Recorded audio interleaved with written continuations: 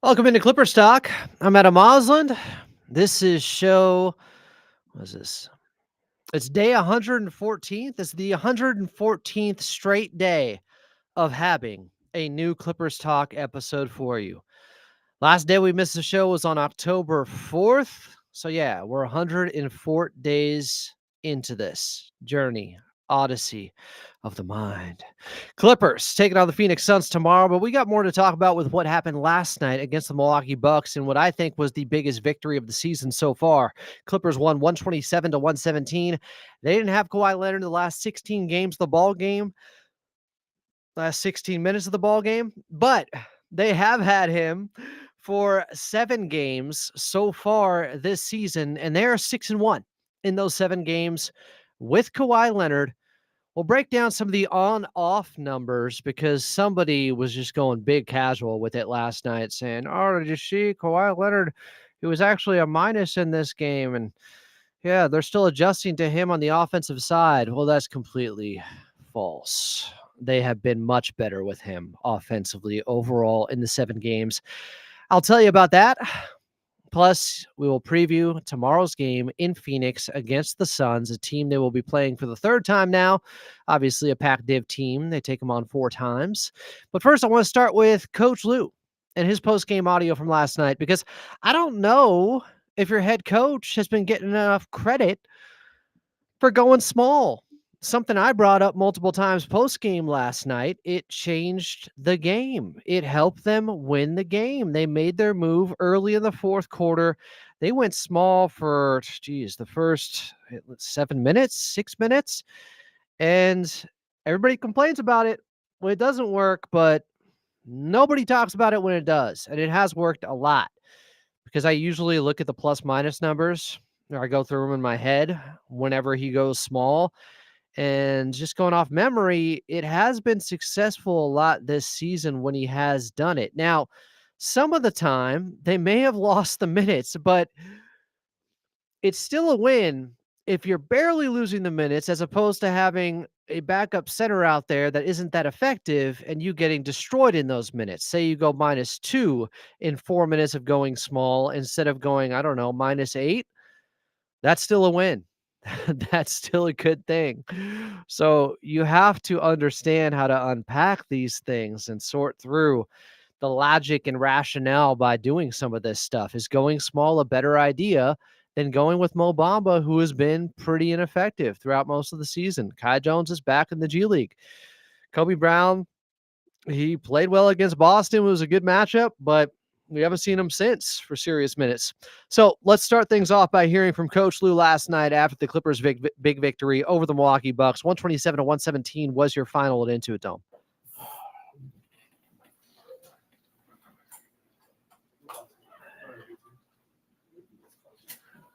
Coach of the Year, Lou.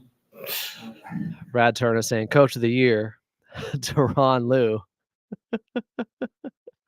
They were joking about it pregame. Coach Lou was like, I'm not in the running. He brought up, all the big names, of course, this season, guys who are deserving, and was showing a lot of humility, was saying, I'm not in the running. There are way too many other guys this season for Coach of the Year. Yeah, just amazing. What impressed you the most about this win tonight and the playoff games?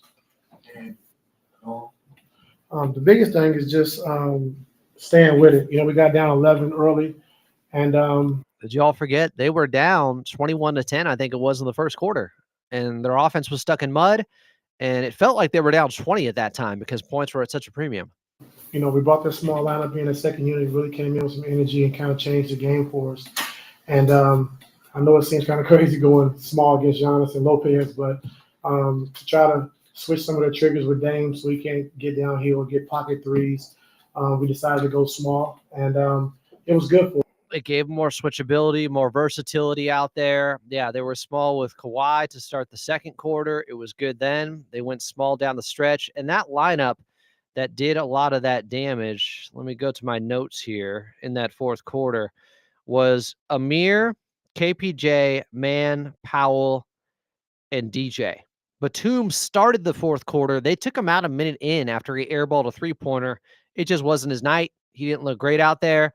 I love the sense of urgency. They went right back to DJ. So just keeping our composure, being down 11 early, fight back, finding ways to win the game. Like I said, James was spectacular. I thought that was off to a good start in that first quarter, like late in that first quarter. And then third and fourth, he was huge, and Norm was good down the stretch as well. So total team effort. I thought Kawhi moved good. I thought Kawhi moved good on that behind the back to the reverse layup in between Giannis and Dame Dalla. Spectacular. Just, I don't know where it ended up on the SportsCenter highlights last night, but it was number one in my heart. I'll tell you that much right now. That play from Kawhi Leonard. And he was guarding Giannis to start the game. You know who Scoot is? Yeah, who's that? Who? He's asking Brad Turner, you know who Scoot is? Scoot. Who's that? Now he looks at the other media members. Quit messing around. Kevin Ford. Kevin Ford. What is his mother called? Okay, she calls him Scoot. So, Scoot, I thought, came off the bench and really rebounded the basketball. They had a lot of opportunity. He did. He had 8 boards, second most boards on the team. Ivica Zubac led them with 10, but second most rebounds, Kevin Porter Jr. He was a demon in that fourth quarter with some of the steals. He ended up with 3.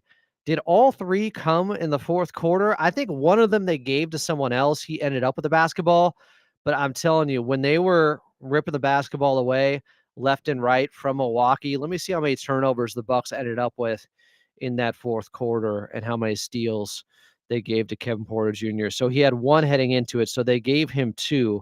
Milwaukee was at 8 turnovers heading into the fourth. They ended up with 13. So they had 5 turnovers in the final quarter. You know how many turnovers the Clippers had in the fourth quarter? 2. Big difference. Opportunities to, Lopez and Giannis was under the basket to get some rebounds, and Scoot came back. He had 8 rebounds, and so just a total team effort. Just finding a way to win, but carrying that scoring load. I thought James and Norm, were huge for us tonight. Yeah, James, Norm Powell combining for 73 points. James Harden, the 15 straight points he had in the third quarter, incredible. Still at 11 in the fourth quarter. Norm Powell had 14 in the fourth. I got to look up the numbers now in the season with Norm Powell in the fourth quarter because last season he was so good in fourth quarters at helping close out games. We were talking about the Powell Rangers all the time. We haven't been too set on a closing lineup because Kawhi hasn't played enough yet. In fact, he hasn't played a fourth quarter yet, but we'll get there. Coach, going back to that second unit, there was a stretch where you took Zoo out with about 2 minutes left in the third. You didn't bring him back in until about 5 minutes left. So you guys went small, but you guys didn't give up a single offensive rebound or a second chance points to Milwaukee. Wow, they didn't give up a single offensive rebound or a second chance point to Milwaukee over that time when Zoo was off the floor and they were small. That says a lot about your team. You talk about Giannis and Brook, guys putting bodies on them, not letting them get rebounds. That says a lot. What do you see as far as the versatility of your team and the will not to back down from guys bigger than them? Yeah, that's just a fight. We brought that fight into training camp, and guys will compete, going to rebound the basketball and do whatever we got to do to secure the basketball. And so, when we go small now, usually the smallest guy on the floor is Norm. And so, guys just battling. I thought, like I said, Scoot came back and got a few of those rebounds where Giannis and Lopez had position. He came back and got a few of those. Amir got a tap. So just fighting. The Amir, he tried to tip it in and was fouled, went to the free throw line and hit both on an offensive rebound. The DJ tip in early in the fourth quarter, just huge offensive rebounds. Competing, we knew they were big. We knew they were going to rebound the basketball, but we did a good job, like you said, with that small unit to secure the ball. You guys going to give it up to Coach Lou for playing small ball there? Or, you're going to make the apology as loud as the disrespect was? Because every time it doesn't work, I hear stuff about it. But when it does, people are quiet. And they just go, oh, well, that was a good opportunity to do it. Was it against Milwaukee? Even I was like, if Giannis is coming back in, I'm matching his minutes with Ivica Zubac here. And eventually they had to. But he wrote it, I think, the appropriate amount of time in the fourth quarter, rolling with the small ball. And let me just outline how impressive it was for them to win the rebounding battle 47-42 and the offensive rebounding battle 12-5 last night against Milwaukee. So here's the context here. The Milwaukee Bucks have the number 1 defensive rebounding percentage in the NBA. The Clippers, when it comes to offensive rebounding percentage, are just 20th. So it's their weakness going up against the Bucks' strength. The Clippers are a bottom 10 offensive rebounding team. The Bucks are the best defensive rebounding unit. It wasn't strength versus strength. It was the Clippers' weakness in offensive rebounding versus the Bucks' great defensive rebounding. And the Clippers won that matchup somehow with 12 offensive rebounds. And I say somehow because they also won it when they went small. That's incredible. Heart, hustle, effort, will, drive, want to. That's how you have to win games like these. You got to show up in an area that is a weakness and turn it into a strength that night against another team's strength. That was just so special to me to see the Clippers being able to do that against Milwaukee. So what do you think went into only having 7 turnovers against a defense that just threw different looks at you all the time? Yeah, I thought we did a good job of, like I said, spreading them out. We knew Lopez would be in a deep drop, which can cause some problems. So we went more small pick and rolls, with James. Let him attack their guards, and then, Zeus in the dunk. They were really good with the small pick and rolls. This was Law asking about how you only had 7 turnovers last night, season low. And then get to our space. And I thought we did the same thing with Kawhi, but Giannis was switching pick and rolls with Kawhi and Zeus. Was able to pose Zeus a couple of times versus those switches, or Kawhi got to a spot. And so just reading the game and just, taking what the defense gives us. I'll say this about Milwaukee, and I told you guys coming in with the preview. I felt like some of their numbers were a little bit inflated over the last 10 games where they were 8-2 because level of competition wasn't that high. And defensively, they have some holes, I think, because like Kawhi and James Harden were picking matchups a lot.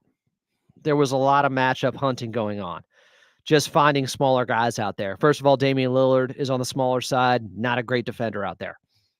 Then Gary Trent Jr. comes into the ball game, got cooked by James Harden. Pat Connaughton is trying to guard Kawhi.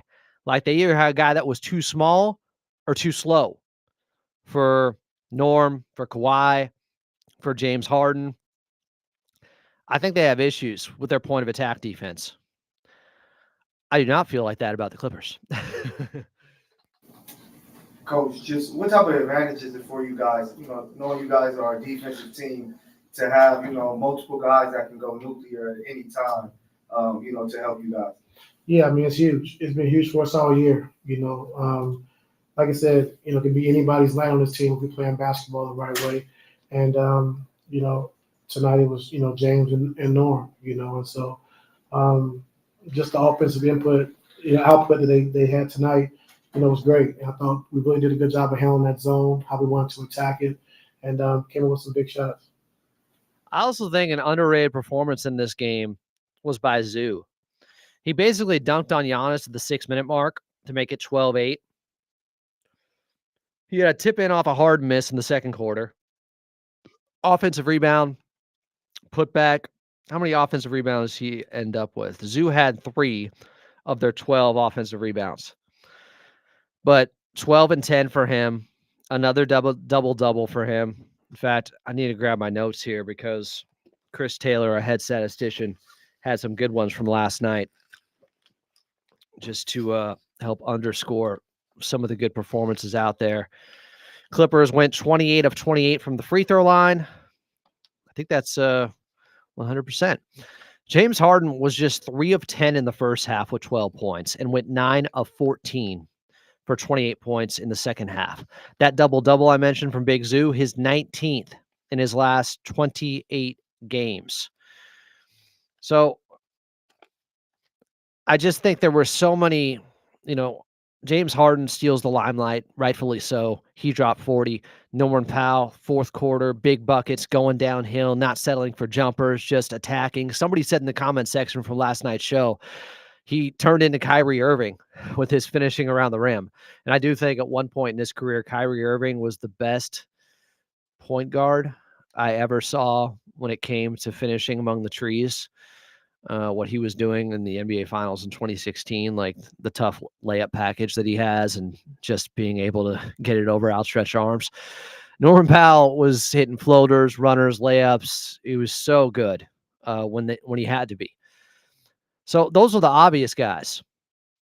Kawhi Leonard, highlight plays, obvious guys. And I should talk a little bit more about just where Kawhi was able to score. He had a floater in the lane in the first quarter.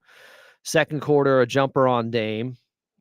He was short on a three, but he got it back and found Amir Coffey for a three on that possession, I believe on the left wing. Just a great hustle play from Kawhi in the first half. He used a double. He was doubled at one point and found Man. Oh, this was a play where Man didn't finish a layup. And Man has struggled the last couple of games now, but Kawhi was doubled and he still pushed it towards the paint to make Brook Lopez come up. And so basically it was a triple team and he found T-Man in the dunker spot underneath the basket, but he missed the layup. It was a beautiful pass and it gets overlooked because Man didn't finish it. But it was just a really, really smart, high IQ basketball read by Kawhi Leonard in the first half of this one. That was one of those plays that people won't remember. He had a right elbow jumper that made it 41-38, a spinning layup on Brook Lopez to make it 43-42. That was second quarter stuff. And then in the third quarter, as you see, when Kawhi gets close to his minutes limit, you can see he starts to be more aggressive out there. Like he needs to make sure he helps out the team enough in the amount of minutes that he's out there. He's given them as much production and scoring as he can. But he had a floater over Lopez in the third quarter. He had a big three to tie it at 65. And then he had the behind the back on Dame and Giannis and gets the left-handed reverse layup. Incredible, incredible play.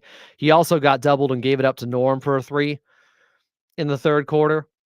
Giannis went around him for a layup. And right before Kawhi would exit the game, he got called for a foul on Giannis a couple possessions later when Giannis tried him again. And it was a really good defensive play by Kawhi. And I thought he played him straight up. He got Giannis to miss the shot. Giannis got the call. And the Clippers somehow survived. Giannis going 12 of 15 from the free throw line. And Dame going 16 of 17. So those guys combined for what? 28 of 32? No. What is that number there? Yeah, I think that's right. 28 of 32 at the charity stripe. Why is the ESPN box score so fucked up right now?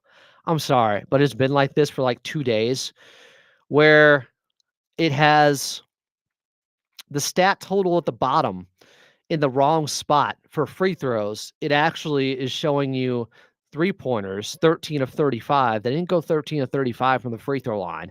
They went 30 of 34, but that's in the section over underneath offensive rebounds where they only had 5. ESPN's box score over the last couple of weeks has been dog S. I'm just going to say that right now. Get it together, guys.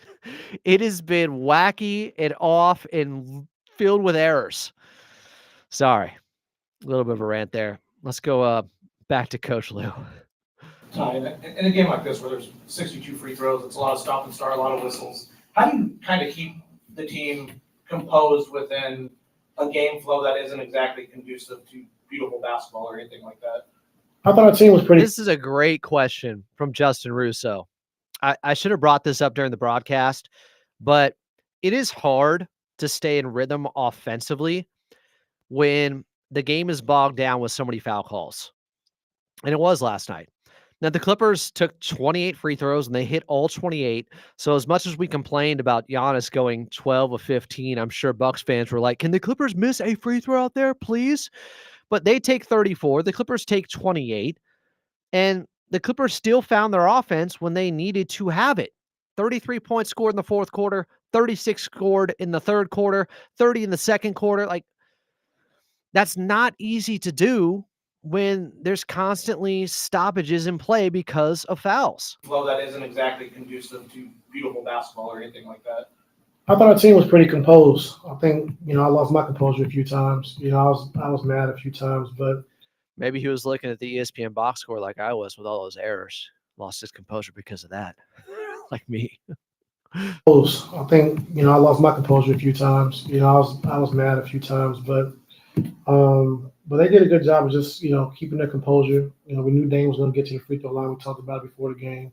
We knew Giannis would get to the free throw line. We didn't think he would go 12 and 15, but Yeah, yeah. he did, So just keeping our composure, playing the game. When you give 2 stars, 32 free throws. See, I got it right. It was 32.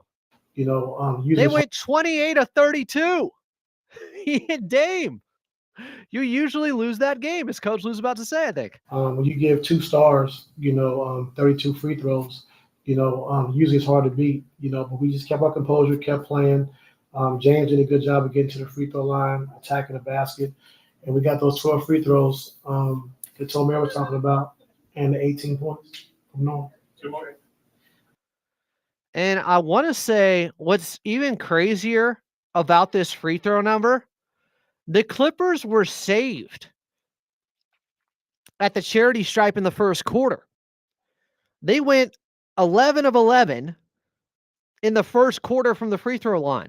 That's how they got back into the game. If you're wondering, when they were down 21-10, down 11 early on, they were aggressive and they got the Bucks into foul trouble. But from that point on, the last 3 quarters, things went the other way. It was Milwaukee getting to the charity stripe. So they had 6 taken there, 34. So 28. They took 28 free throws the final 3 quarters of the ball game, the Milwaukee Bucks. You talked about, I think the word you used about the second unit, when small is nasty. A couple of games ago, how do you feel like you guys didn't play at center? I brought this up during the broadcast, but one thing he had said about his small ball units, he liked how they looked defensively with their switchability out there, which can disrupt actions like they did last night when there's matchup hunting going on. The one thing he had said, though, negatively about the small ball so far this season is he didn't like how they looked offensively. And offensive rating and defensive rating bears out what the problem was there, or at least told you they weren't very good on the offensive side, small ball units, but they were very good defensively. So if you could figure out what the offense and keep the defensive rating that high, then you're in business. And that's what they were chasing. And last night it kind of came together finally. Small is nasty. Yeah, he had called the small ball lineup offenses nasty till last night. Games ago, how do you feel like you guys didn't play at center in the second game? How do you kind of feel like what changed? I guess that it was, Amir was like a plus 17, KPJ was Scoot was a plus 13, Nico was a plus 7. Like, what do you think worked today? I thought we attacked it the right way. I didn't think we over dribbled. I thought when we got our switches and matchups, we moved the defense so they couldn't lock in and just stand there, boxes and elbows. And so we talked about it. We've shown it. You just got to keep the movement. James gets a mismatch of teams that just loading up. It's hard to go anywhere. So our cuts were good. A couple slips. Just continue to play the game. Defensively we're always pretty good, and just offensively, I thought we did a better job with that tonight. Hey, Coach, back here, a night like tonight where their stars showed up, Dame and Giannis, and you got Brittany All-Stars, yourself and Kawhi and James. What does it say about the ascension of Norm for him to have a night like he did tonight amongst all the rest of these stars that are on the floor? Yeah, what does it say about Norm, guys? And what does it say about everybody in here who told me, and all the people on Twitter, you know who you are, that said, oh, Norm can't do it against good defenses. Well, they just did it against one of the best in the league. He just had 33 against them and 14 points in the fourth quarter. That whole narrative, I've never bought into it because he has struggled against Houston. They've done a good job against him overall. There have been a few games where teams have been able to slow down Norm. I mean, that happens for stars in this league.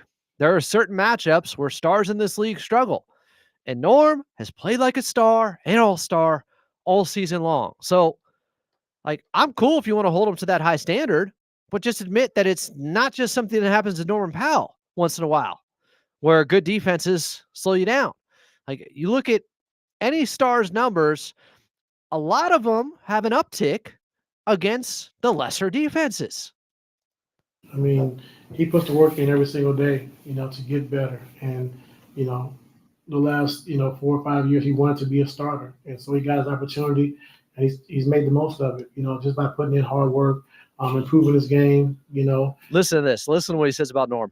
And, he was frustrated early. He missed some shots he normally makes. And then, he stuck with it, and just, once you put all that work in, it takes over at some point in time of the game. And so I told him, you're not going to make every shot, and so he said, I expect to. I said, yeah, I understand, but you're not, He expects to make every shot. He is a perfectionist, Norman Powell. And sometimes that can work against you because you get so upset with yourself, you almost psych yourself out. You get so frustrated with yourself, you get outside yourself. Like, I know what that's like. Not necessarily in basketball, but certainly not at this level. But just, you can be your own worst enemy. You can defeat yourself by nitpicking every imperfection and flaw. Sometimes I have a flub or something and it just eats at me and I can't let it go for the rest of the broadcast. I mean, I'm better with that stuff now, but yeah, you have to just move on, clear the mechanism, Bull Durham style. Once you put all that work in, it takes over at some point in time of the game. And so I told him, you're not going to make every shot, and so he said, I expect to. I said, yeah, I understand, but you're not, so just got to play through it. And I thought once he came out of that timeout, he was composed and he really did a good job of just keeping his poise and making shots. Man, he was so good in that fourth quarter. Guys, he made tough, like, angled leaners, layups, floaters, push shots, bank shots in the fourth quarter. Like, did Norm make a jumper in the fourth? I can't remember. Chat, if you're on that, help me out here because everything felt like it was at the rim. I'm guessing he made one, or at least attempted one, but it felt like everything was just, I'm going to do this the hard way, and that's okay. And I love seeing it because they were calling fouls, first of all, so you should be in attack mode in case you can get to the free throw line, even if you don't get it to go. But he was getting a lot to go in that fourth quarter with 14 of his eventual 33 points. Before we hear from Kawhi Leonard post game, I do want to remind you this episode of Clippers Talk is brought to you by Underdog Fantasy. Underdog Fantasy is the easiest way to play fantasy sports, and it's available in over 30 states. All you got to do is pick higher or lower on your favorite player's stats, or your least favorite player's stats if you want to hate, and you can win up to 100 times your money. Make picks, win money. And I got a free promo code for you guys that gives new users a free pick and up to $1,000 in bonus cash. The promo code is LAC, and you can find it and the referral link in the description below in this episode. Once again, the promo code is LAC. You sign up, and it's as easy as looking at tomorrow night's game and seeing that, Kevin Durant, higher or lower than 36.5 when it comes to points plus boards plus assists. Or simplify it to this, higher or lower than 16.5 points for Kawhi Leonard. What do you think? Higher or lower for 24.5 points for Devin Booker? Underdog Fantasy. Make picks, win money.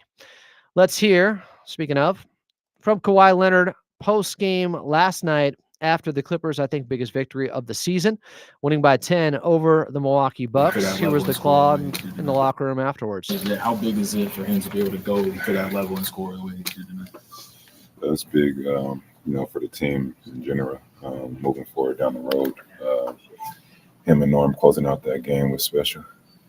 Do you think that that says a lot about their all-star case. Obviously, both those guys are trying to get in, weren't starters. Kawhi saying James Harden and Norm Powell's performance down the stretch was special. That is high praise. I don't know if you know this, but Kawhi isn't exactly giving pats on the back for free. His words have weight because he can be tough to please. He's a perfectionist himself. He knows what it takes to win a championship. He knows what that stuff looks like. So for him to say those guys were special last night, that is high praise, a high compliment from Kawhi Leonard to both Norm and James Harden. That game was special. Do you For the team in general, moving forward down the road. Him and Norm closing out that game was special. Moving forward down the road, him and Norm closing out that game was special. He's looking ahead because you can gain confidence from winning a game like that. When I talk about it being the best victory of the season, it's because you can draw confidence from a game like this and say, we've been here before and we were able to close things out against a very good defense in the Milwaukee Bucks. We went small, high effort plays out there. We can do this. That game will help them for future wins. That was meaningful. It's more than just one game. That's more than just one win, because I truly believe it can be a catalyst or catapult them forward to future wins, because it's hard to close in the NBA against Dame and Giannis Antetokounmpo. And the Clippers had the best two players on the floor when it mattered most. Do you think that says a lot about their all-star case? Obviously, both those guys are trying to get in, weren't starters, but are trying to get in as reserves. What can you say about the all-star case that those two guys have? Been playing great all year. It's a lot of politics in it, so we'll see what happens. I'm not sure if they're going to give us two players. You know how that goes. And I'm not sure if they're going to give him two players either, Kawhi. But the Clippers better at least get one player in the All-Star game. I'm not sure if they're going to give us two players. You know how that goes. And but hopefully they do. They've been playing at a high level. Kawhi, what is it like, though, just to watch those two kind of go back and forth the way they did in that second half, carrying you guys home? It was great. Like I said, it was very special. Them taking on. Wow, very special what they did down the stretch. It was great. Like I said, it was very special. Them taking on a challenge, getting to their spots, they made it look easy. They were under control, I would say. As tough and as quick as Norman Powell was moving, and I think Carlo Jimenez made a great point last night with how much he had to do off the dribble, off the bounce, in creating for himself in the fourth quarter. As quick as he was moving, those are his shots. James Harden, those are his shots.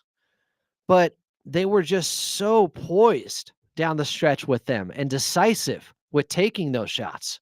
What do you feel like the team did to progress offensively in that game, from being down 11 to end up with 127? I guess just get into our spots in a sense. They start playing one-on-one. It got James going, and then from there, Norm got it to his spots and started to take over too. It was their fifth game in 7 nights. Yeah, I should probably bring that up. Tomorrow will be 6 games and 9 nights. Not so nice. Ronell. When the game has kind of a stop and start flow like that, with all the whistles and everything on both ends, Rousseau here again talking about the offbeat rhythm to the ball game, but the Clippers didn't let it affect them. How do you guys stay composed to kind of, because it's not the free flow in basketball that you guys are normally used to. So how do you guys stay composed through all that? To me, it seemed normal. That's how the game is played. You never know how the whistle's going to be. We had another game, I think, against Brooklyn, and it was about a 3-hour game or 2.5 hours. So it's the NBA. The referee is going to ref what they see that night, and we're used to it.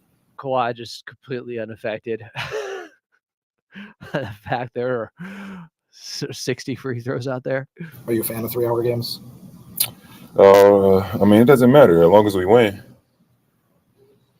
What helps this team take care of the ball when you're on the floor? Like tonight was 7 turnover games, fewest the team's had all season. And your own court numbers with the team, turnover percentage is way lower than it has been all season. What have you observed What did I tell you guys? And I'm going to get into this a little bit more with the numbers here in a second about Kawhi and the on-off numbers and how the Clippers have looked when he's out there. What did I tell you for months? The turnovers will go way down when Kawhi is back immediately. I have been saying this for months. Some have doubted me. Some have disagreed. Some of, I think, have overanalyzed what's been going on with the Clippers. To me, it's an Occam's razor thing. It's simple. Simplest answer. When Kawhi's out there, he's going to soak up a ton of the usage rating, and therefore it makes life so much easier for Norm and James Harden, especially. And his turnovers will go way down when Kawhi's out there, and they have. And I'll tell you about that here in a second. But just 7 turnovers, season low last night. Good question from Law Murray to Kawhi here post-game. In terms of that, I'm just playing at that time, so I'm not really observing, other than just trying to get us in our sets. I'm not a high turnover guy. No, he's not. I think I helped the team, slow the game down, give them more confidence, and it's just another guy that's able to, shoot, pass, and dribble. Well, what impressed you the most about you guys win tonight? What impresses me the most? Yeah, tonight's win. I guess like you guys pretty much seen the back and forth of the game, staying composed, staying composed with Giannis and Lillard into the line. They scored the ball very well and easily, and just battling those moments out and coming out of our timeouts, executing. And like I said, James and Norm playing tremendous one-on-one basketball. James and Norm playing tremendous one-on-one basketball. Man, I thought I saw this earlier today. Let me confirm this because I didn't realize this. I saw it on Clippers Reddit, which at times is hated on me, but that's all good. The Clippers have the highest scoring starting backcourt in the NBA. Norman Powell and James Harden are combining to average 45 points per game. They're in front of Donovan Mitchell and Darius Garland. They're in front of De'Aaron Fox and Malik Monk. They're in front of Zach LaVine and Kobe White. Is that accurate? That's impressive. Have they given you any indication when your minutes can be extended? No, you just take our time, and you guys will see it soon. Kawhi, what is Okay, here's Kawhi about minutes. When your minutes can be extended? Have they told you when your minutes are going to be extended? No, you just take our time, and you guys will see it soon. Kawhi, You guys will see soon. Ooh. what is you like this season? You at 100% back, no restrictions. What does that look like? What do you need to see to get? I don't know, man. I don't tell the future. I don't know. I do not know, man. I don't tell the future. Kawhi's laughing here. Now I'm laughing.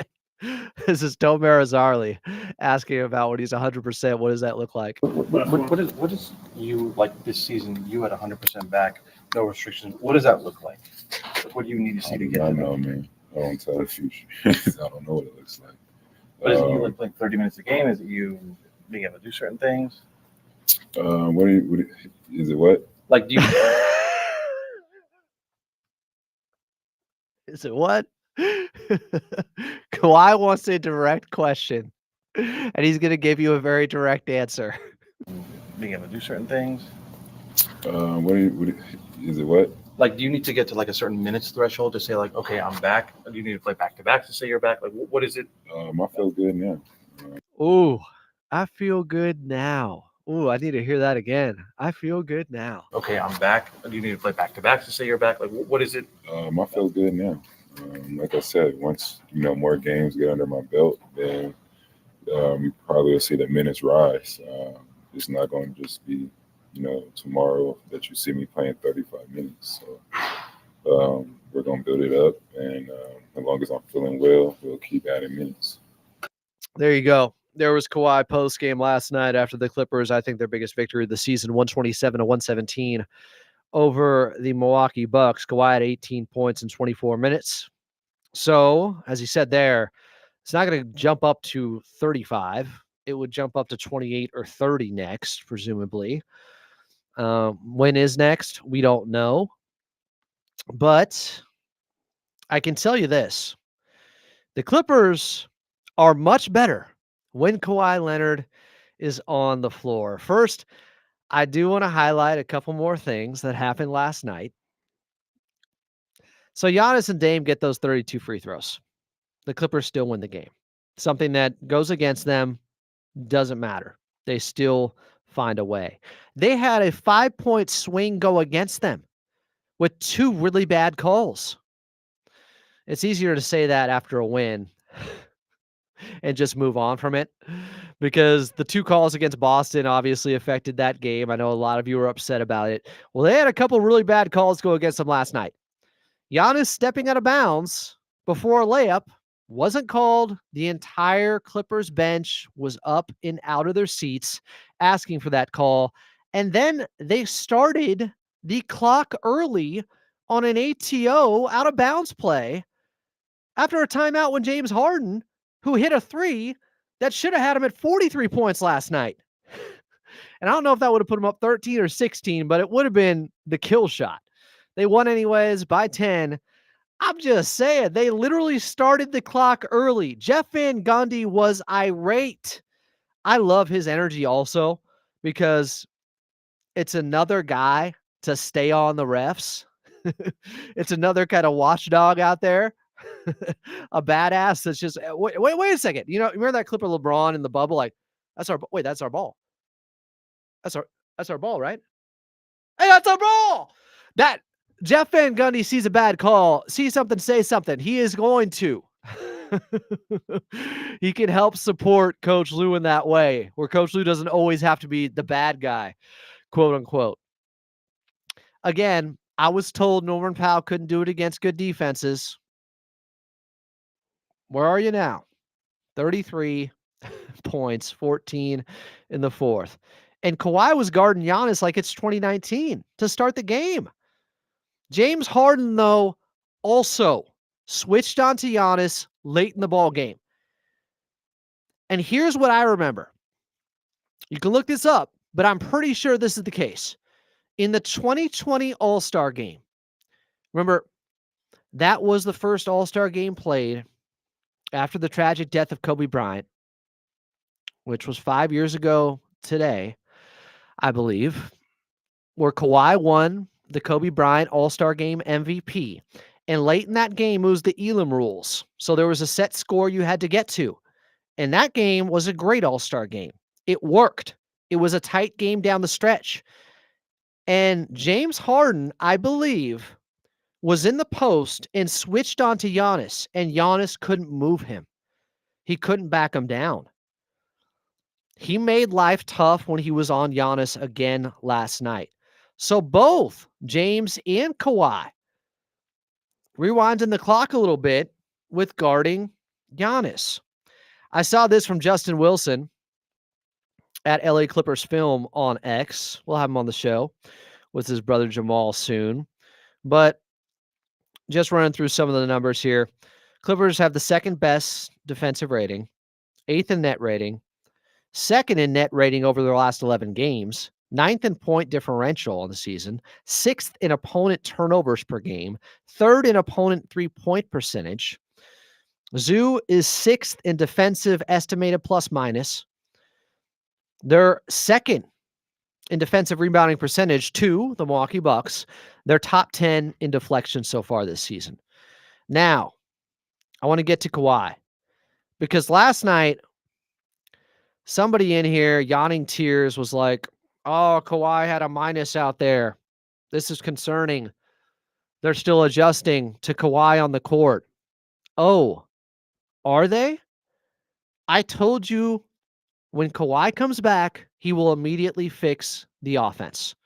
It will happen quickly. Some people thought that was a hot take. I'm standing on business. I never left that hill. So here are the on-off splits for Kawhi 7 games in after last night.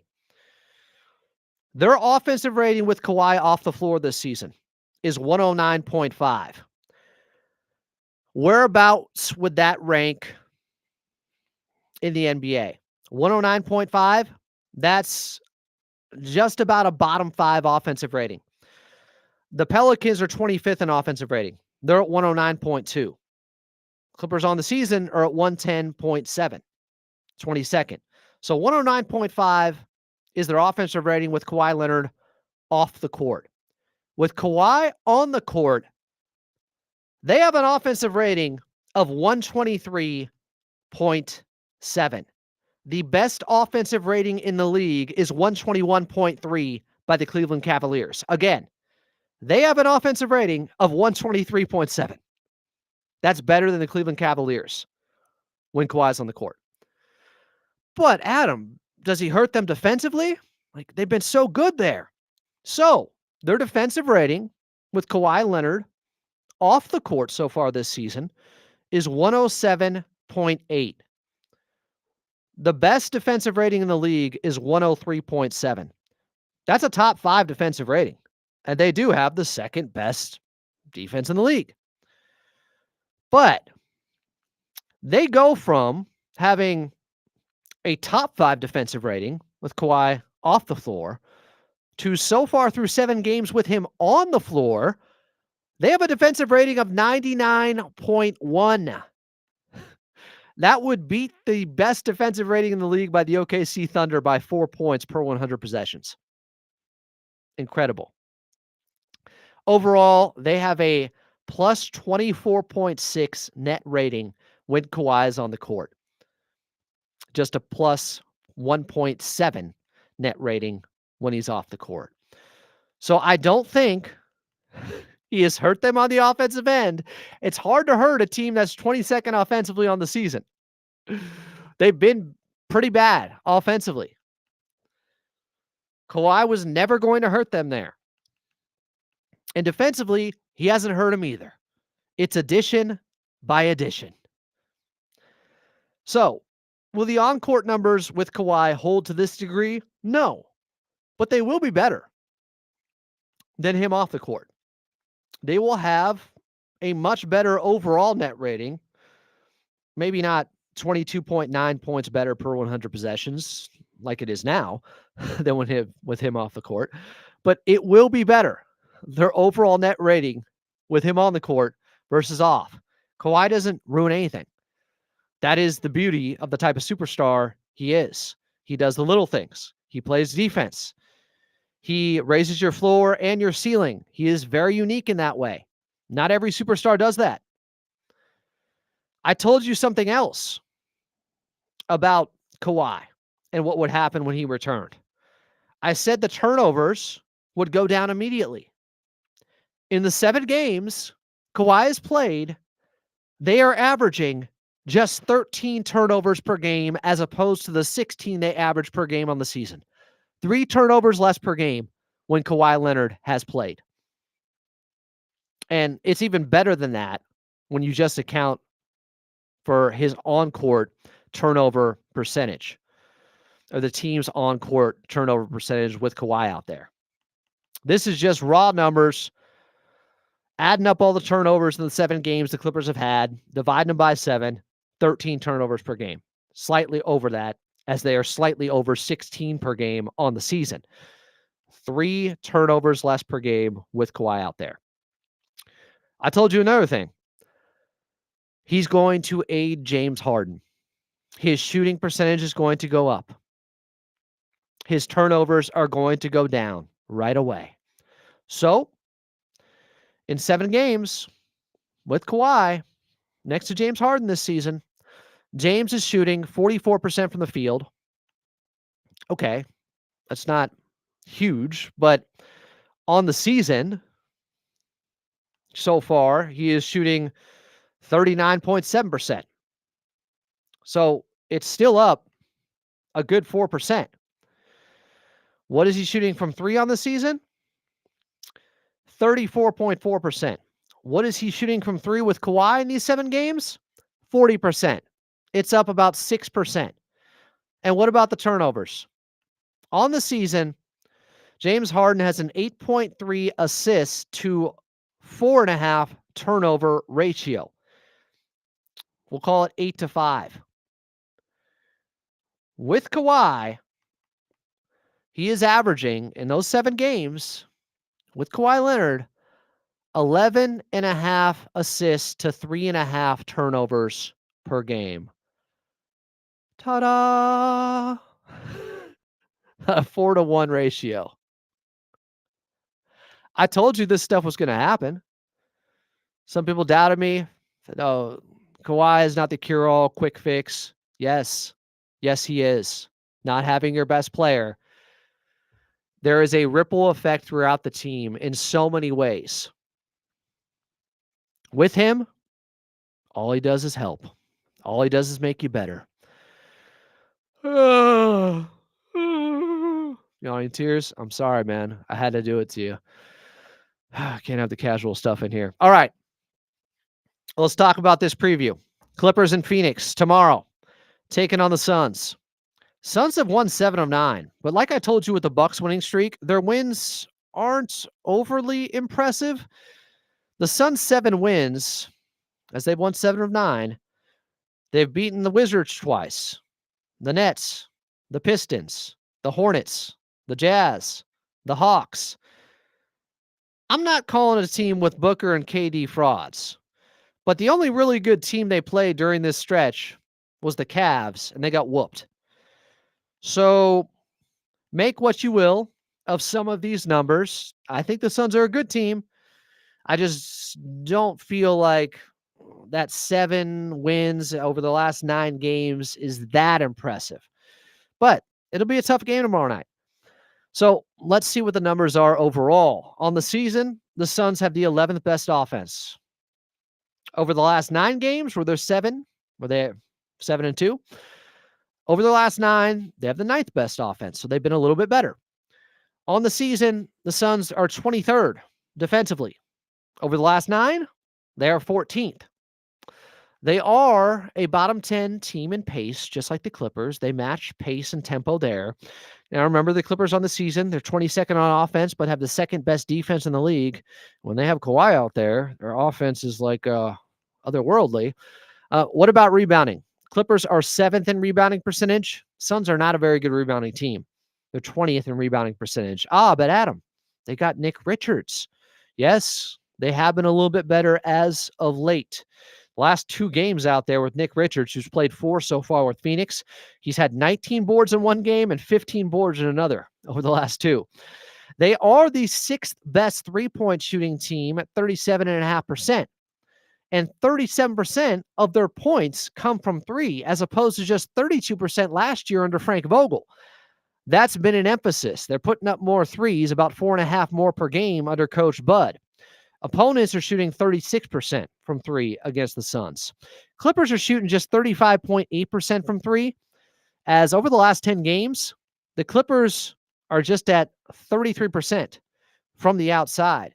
So I would say, in some ways, it's impressive that the Clippers record over their last 10 games where they just had a 5-7.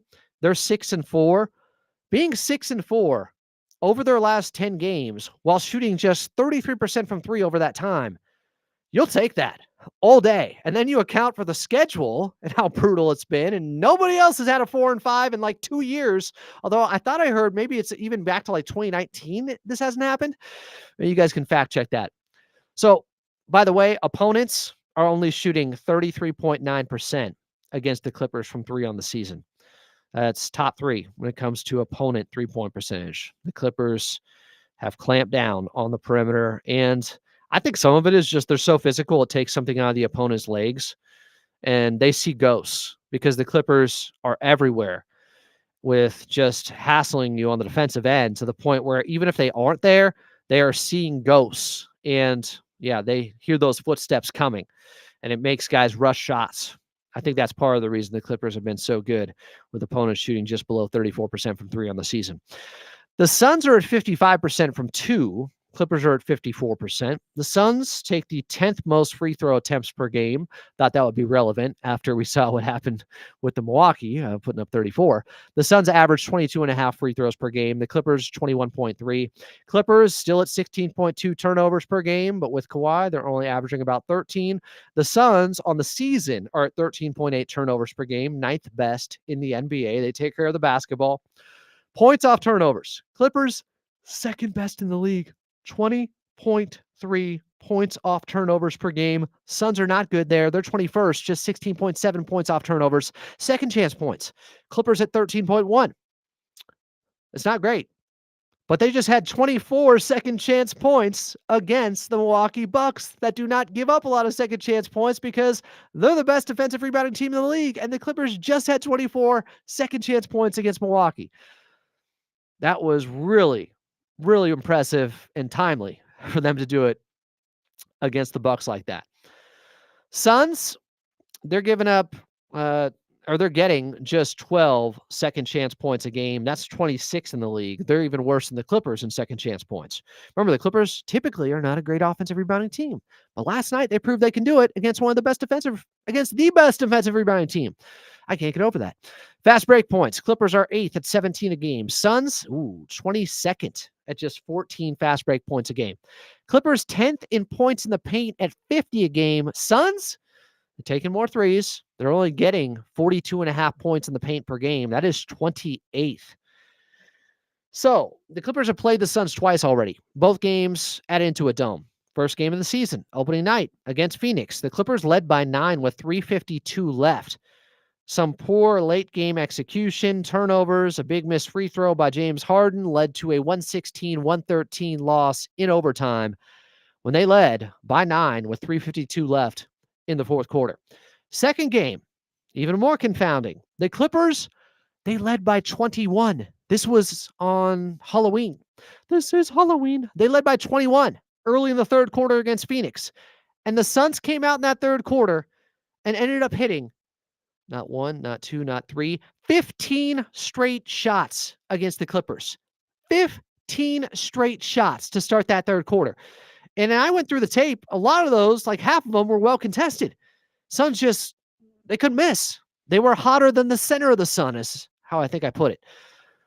So they won the second half after being down by 21, by 24 points, and they would win the game 125-119. Booker had 40. Ryan Dunn, who has since cooled off from 3, he's only at 31% for the season. Ryan Dunn, the rookie, he had 16 and 4 threes in that game, that big comeback by Phoenix. So Nick Richards, he's played the last 4 games. They got him from Charlotte. It's a nice pickup for them. Yusuf Nurkic is on the bench. They don't have enough front court help. Nick Richards, so far, as a member of the Phoenix Suns in 4 games, is averaging 13 and 12 on 68% shooting from the field. His minutes are up by about 5 a game. The numbers are all up from what he was doing in Charlotte. So let's look at the last 10 games for the Phoenix Suns and see who's been hot, who's been cold out there. Devin Booker, last 10 games, averaging 30, shooting 48% from the field, but just 33% from 3. On the season, he's at about 34% from 3. He has not had a great shooting season, Devin Booker. It almost looks like, has he lost a step? He's still young. He hasn't had any major injuries. He has had wear and tear. He's played a lot of games, but he's 28. I don't know. He's just not moving or getting to his spots as quickly as he has in the past. Kind of looks like Jamal Murray, but he didn't do his ACL. So I'm not going to put a lot into it, but he is having a down year shooting-wise. Kevin Durant still having a great year. He's only shooting 39% from 3 on the year, but last 10 games, he's only at 33% from 3. So he and Devin Booker have not been shooting it well over the last 10 games. He still is averaging 27 over his last 10 games, though, KD. Bradley Beal has played in 7 of their last 10 games. He's averaging 14. He's on the trade market. He has shot 47% from the floor and 39% from 3 over his last 7. Nick Richards, in those 4 games, I mentioned it, 13 and 12, 68% shooting. Grayson Allen, he's no longer shooting 46% from 3 like he did last season, leading the league, but he's still at 42% from 3. And last 10 games, he's at 53% from the field and 53% from three. Grayson Allen is coming into this game hot. Ryan Dunn, last 10 games, 48% from the field, still just 33% from three. Again, his three-point shooting has fallen off since the start of the year, against the Clippers at least. Tyus Jones, big pickup for them. But last 10, 42% from the field, 34% from the outside. So there's a couple guys that I'm worried about. Well, obviously, Devin Booker and Kevin Durant, just because they're not going to continue to combine to shoot 33% from three. One of them is likely going to go off from distance against the Clippers, at least one of them tomorrow night. Bradley Beal has been hot from three. Grayson Allen has been super hot from three. Just some of the numbers there for you so you can be aware of what the Clippers are looking at heading into this ball game.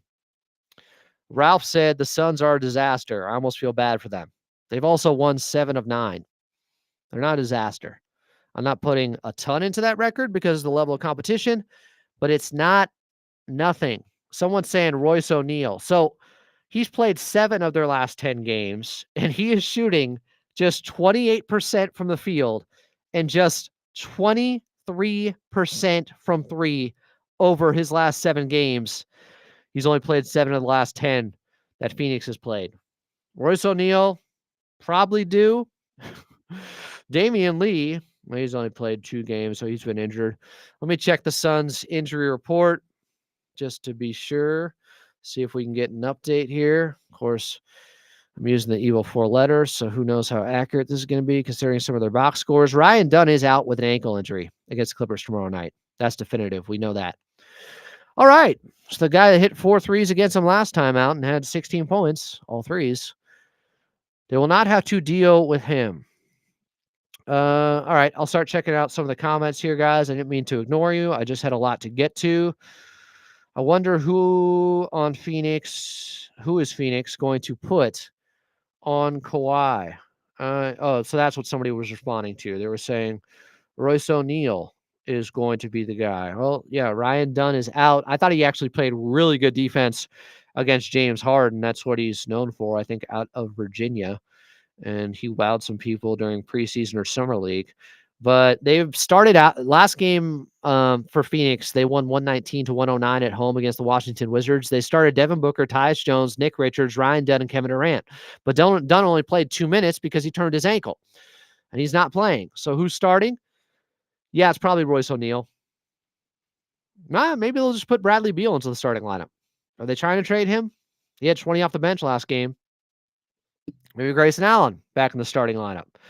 They have 3 options there: Grayson Allen, Bradley Beal, or Royce O'Neal. I would probably put Royce in for defensive purposes, but that is just me. I agree with this link.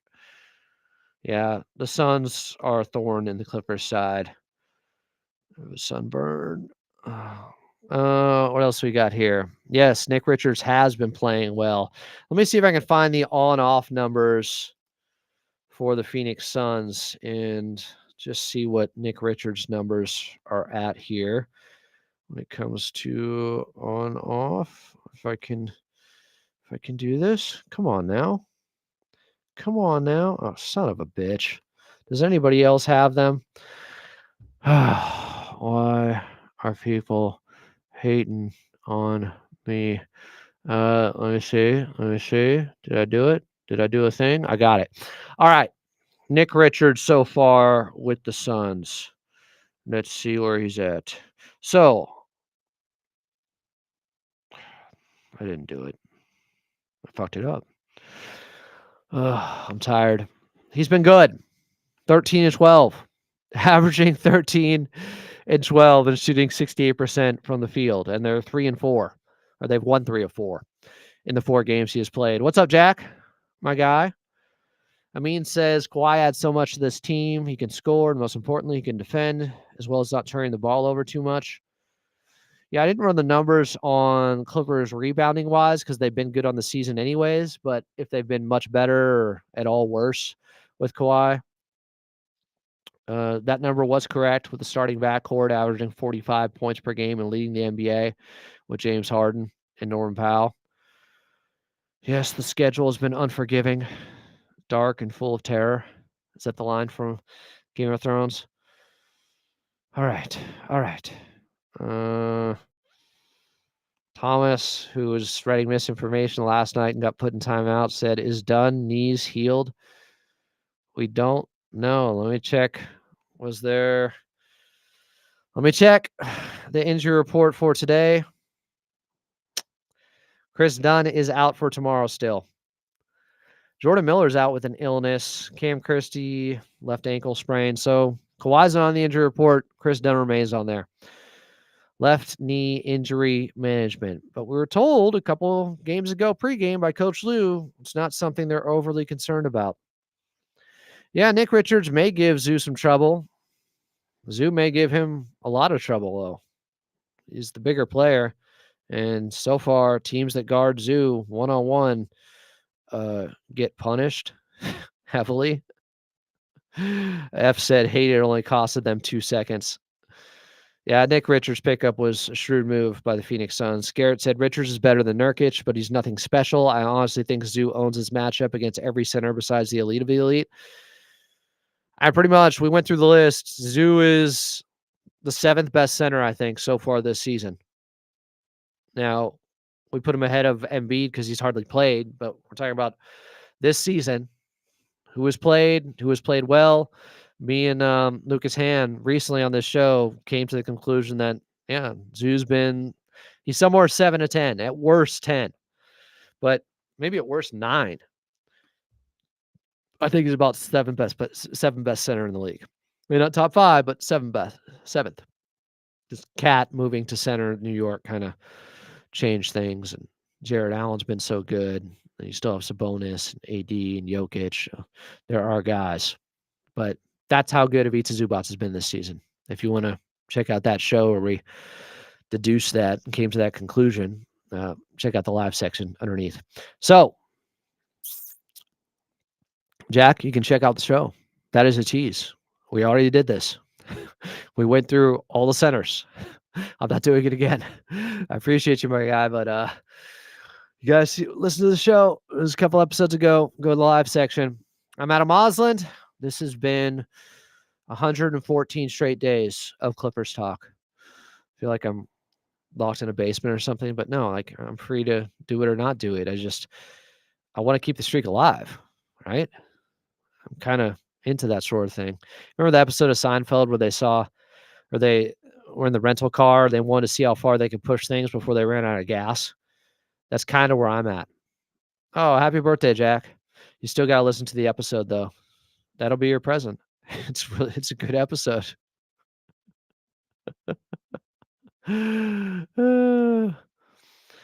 Yeah, Thomas. They've lost to those 2 teams. They also haven't had Kawhi Leonard for any of those games. I don't think even Zoo has evolved that much, guys. This is just an opportunity finally that I've been wanting him to see. I want him to get. It's about damn time. He's just getting the basketball more. He's talked about how good he's been offensively, like from the beginning. He's had this stuff in his bag for a long time. Defensively, I think he's improved instinctually just by getting experience out there, but he's been a top 5 rim protector every year since he's been a Clipper. Defensive field goal percentage within 6 feet of the rim. He's been top 5 every year, and sometimes he's number 1. So I think it's just more minutes, more opportunities. Preparation meets opportunity.